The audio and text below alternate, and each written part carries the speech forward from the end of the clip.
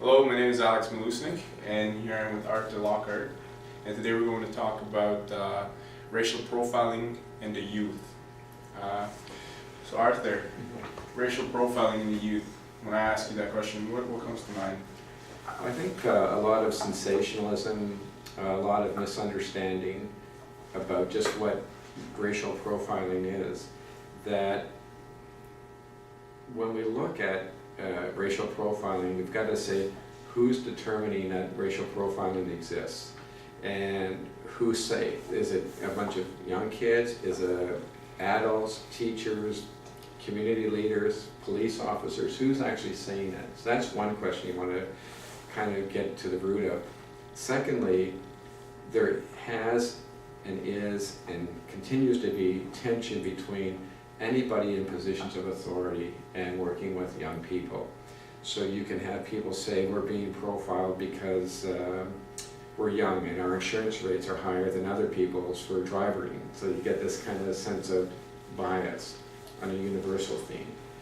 As it relates to race, absolutely there's tension based on the notion of racial profiling.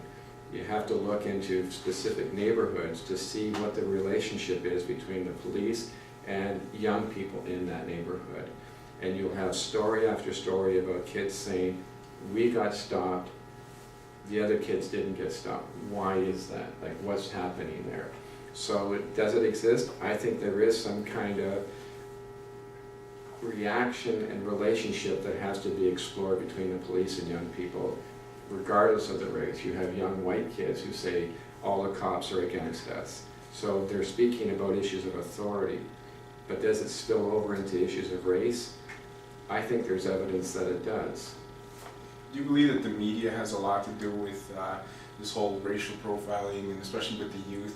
Like, I know in my high school, you know, the kids used to be basically separated from one another, black kids with black kids, white kids with white kids, brown kids with brown kids, and then so long. But do you think that the media is really the problem with all this? Because of the movies that they produce with, you know, if I wear my hat like this and sag my pants, you know. Yeah. I think it gets back into something we've talked about before about criminogenic culture, right? That we learn from, where do we get our points of reference for how we grew up? Who do we look to give us a sense of direction? And if we look to a steady diet of one, if somebody's into sports and all they do is look at hockey players, for example, and then they're wearing hockey sweaters in school, they want to be the hockey player, there's an influence there. The same thing with somebody looks like he's in a so-called gang, but it's because he's been playing out watching a movie video, right? And so I've seen kids, I've worked with kids who literally will wear a blue or red bandana to school. They don't belong to any gang, but they're pretending, they're acting like they're the gangster type. We all get caught up in the media. We all kind of get influenced by what's going on television and so on, and video games and so forth. So we have to step back again and say, who's influencing us? What does that influence mean for us? And until we start really getting involved in that dialogue, we'll just blame the media. The bigger issue is society as a whole. What happens as just a whole society? What do we promote? As an example, if you walk down Peter and John Street, downtown Toronto, right down by the Maple Leaf Gardens, there's a big sport organization called SCORE. And you probably, people in this room know about it. Yeah, the SCORE. Yeah, so there on this huge building downtown Toronto, right at the corner of the huge giant screen, is a whole promotion of Ultimate Fight Club, Mixed Martial Arts, or Ultimate Fight Championship, sorry, Fight Club. And so you've got all this mixed martial arts stuff. So here you have these guys, these athletes, beating the daylights out of each other at the main corner of Peter and John, promoting it like it's just fantastic. And then after they've promoted the fight, it's not uncommon, correct me if I'm wrong, but it's not uncommon, then you have this woman comes up there who's sort of scantily dressed and talking about what they just saw. And then we say, man, why are our kids so aggressive, man? Like, why are they so disrespectful about women? And we've got it on huge screens saying this is a good way to be. So do we pick up on that? Sure. But you need the counterbalance, right? That kids need somebody who can say to them, that's on television, this is what you want to do in your life. But does that happen? Not a lot, because parents aren't at home anymore. Kids have televisions in their bedrooms, computers in the bedrooms, 24/7. And you're listening to that and you're fed on a diet of it, maybe it does have an impact on us. And I think it does. And then, so the police then see some guy walking down, all he's doing is imitating something he saw on TV. The cop pulls him over because the last time he saw somebody doing that, the guy was doing something wrong. So then the kid says, you're doing racial profiling. We don't know, it's so layered, there's so many nuances. And that's what your role is, I think, in this course, and with somebody like David teaching you. I think he's really good at getting you to peel away the layers and say, what's really at play here? Is it racial profiling? Is it something else?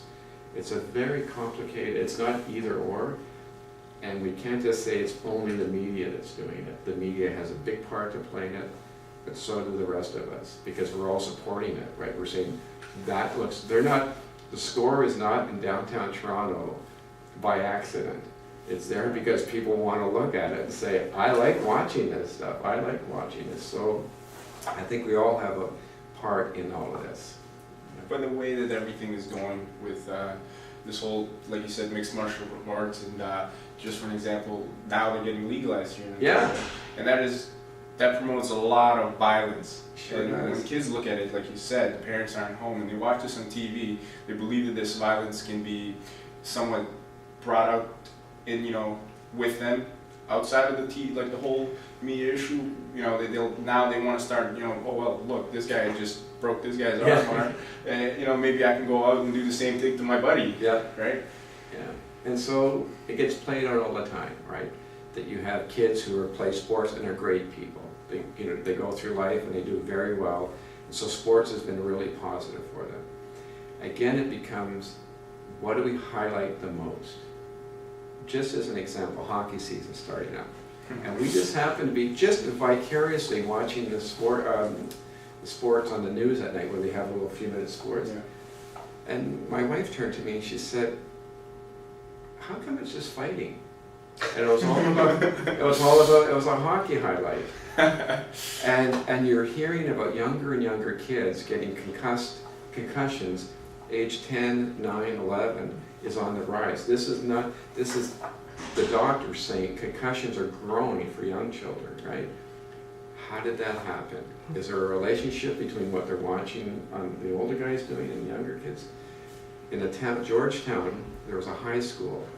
Not too long after Fight Club, the movie came out. Interesting movie. Great artistic movie. I love that movie. But they had kids who were being charged with assaulting each other at a high school in Georgetown. They had video. You probably can check it out on YouTube.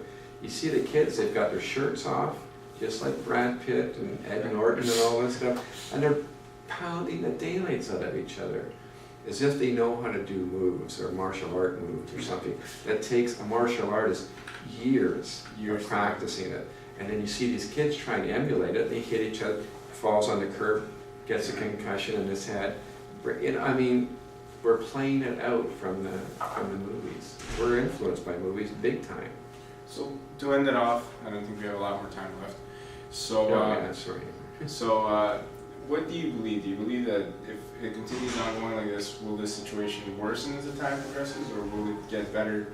Or what do we, as the next generation of police officers or anybody dealing with this, criminal justice, youth, and everything, have to do to, bring awareness to these younger children than us, or maybe even some of our own peers who don't understand it and still, are very influenced by certain things that happen in the media? I think the biggest thing is within the context of something called restorative justice. You got to get people in a room to sit down and discover where their thoughts are coming from, what their points of reference. Do they see where their behavior is going to take us? Until we sit down and do that kind of conversation, we're going to have this kind of stuff played out. I've been asked to go to a school where violence is really high between racial groups. And one person has been sent to hospital, been beaten up by a baseball bat. So they asked me to come in, I'm going in, I'm gonna spend time there already at the school. And what I'm gonna be doing is bringing the people who did the violent behavior together with people who've been victimized by it. And we're gonna sit in a room and we're gonna figure out what's been going on and where do we want to go. Until we do that, we're not gonna make any progress. If we keep just charging and convicting people and sending them off to jail for something, that's not gonna correct the problem. If we keep telling people, oh, I'm sorry you got hurt and you're a victim and we can't listen to you, we gotta protect you, we gotta get you away from this guy over here, it keeps the problem going.